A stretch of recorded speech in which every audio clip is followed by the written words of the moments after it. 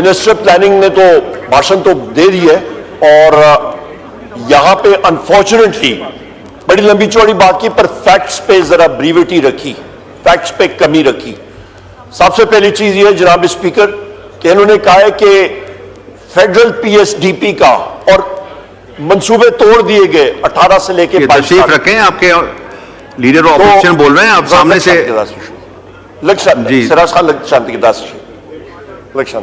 मेहरबानी। तो जनाब स्पीकर यहां पे बुनियादी तौर पे इन्होंने ब्रीविटी रखी ऑन फैक्ट्स। इन्होंने कहा जनाब के आपके जनाबे वाला इन्होंने कहा कि प्रोविंसेस में भेज दिए गए प्रोजेक्ट है, वहां पे इन्होंने डिवाइड किया। हाउस इमरान से गुजारिश है तशरीफ रखें, बहुत इंपॉर्टेंट बात कर रहे हैं। उनका जेन्युइन केस है, फाटा के हवाले से बहुत जरूरी केस है। सबसे अहम बात यह है कि इनको यह बुरा लगता है कि ये प्रोजेक्ट सूबों में लगे। हमारे दौर पे बलोचिस्तान पैकेज आया, सिंध के लिए आया, पंजाब के लिए आया, केपी के लिए आया, मर्ज डिस्ट्रिक्ट्स के लिए आया, उसको कंप्लीट किया, उसको आगे हम लोग लेके जा रहे थे। इन्होंने तो आगे जाके उसको कट किया।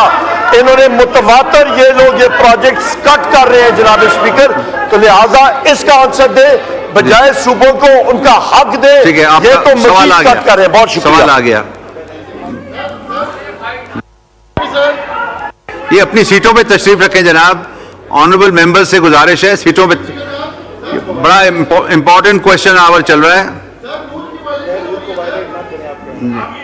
जी। रूल्स को वायलेट नहीं करें जी। Minister planning, honourable minister for planning जी।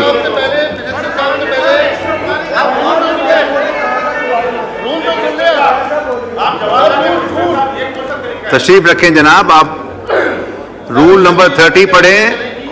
और रूल की वायलेशन हो रही जी जी बोले सर। ये मोहतरम लीडर ऑफ ऑपोजिशन ने भी अभी एक अपना खिताब फरमाया है।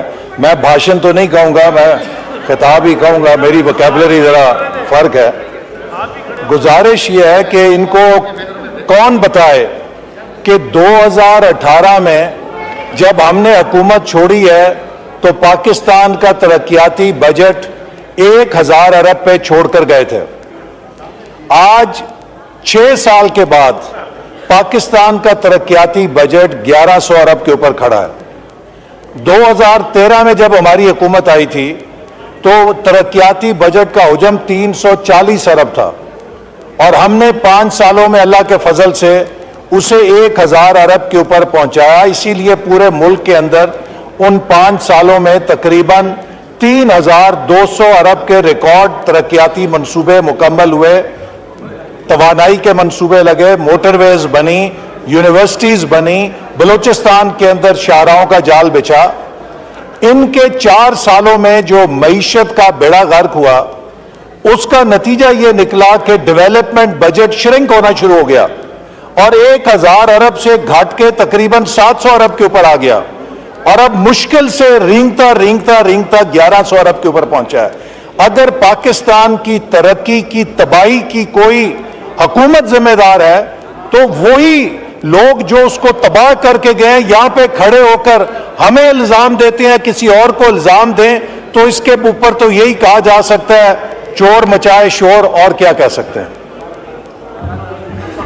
जी। क्वेश्चन सैयद हुसैन तारिक सवाल पूछें। 2 सप्लीमेंट्री हो गए, फिर और सारे क्वेश्चन रह जाएंगे। उमर अयूब साहब जी 1 मिनट। उमर अयूब साहब को बहुत शुक्रिया जनाब स्पीकर। मौसूफ वजीर प्लानिंग ये बताएं कि जिस वक्त पाकिस्तान तहरीक इंसाफ की हुकूमत के खिलाफ वोट ऑफ कॉन्फिडेंस हमारा हुआ था 11 अप्रैल को, उस साल आखिर में जिस वक्त इकोनॉमिक सर्वे शाया हुई तो ग्रोथ रेट इकोनॉमिक सर्वे में क्या शाया हुई, और उसके बाद इसहाक डार जिस वक्त फाइनेंस मिनिस्टर था तो उस वक्त अगले साल क्या ग्रोथ रेट शाया हुई। बहुत शुक्रिया जी। इज़हार हसन का आप रिस्पॉन्ड करेंगे जी। Minister for planning. मोअज़्ज़ज़ लीडर ऑफ ऑपोजिशन की खिदमत में अर्ज है कि 2018 में जो हमारी हुकूमत खत्म हुई, सुन लीजिए, हमने 6% के ऊपर मईशत की ग्रोथ रेट छोड़ी। उसके अगले साल आप उसे क्रैश करके 1% पे ले आए।